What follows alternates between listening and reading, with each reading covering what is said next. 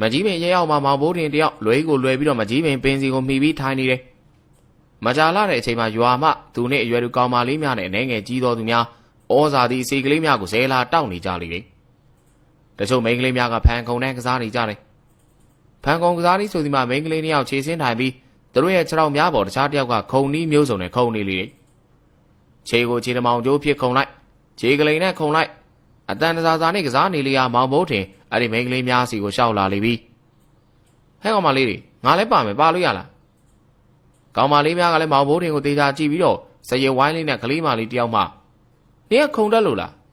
ခုံတက်တာပေါ့ခြေကလေးလဲရတယ်ခြေတမောင်ကျိုးလဲရတယ်အကုန်ရတယ်အဲ့ဆိုလည်းပြီးတာပဲနင်ကမဲလာတို့ဘက်ကပါ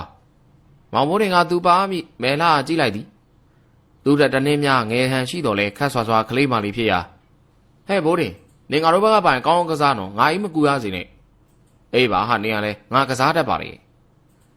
ဒီလိုနဲ့မောင်ဘိုးတင်ကခုံရမယ့်အလှည့်ကိုရောက်လာလေကောင်မလေးနှစ်ယောက်ကခြေထောက်လေးများဆင်းပေးပြီးလက်ကလေးများကိုခြေထောက်ပေါ်တင်လိုက်က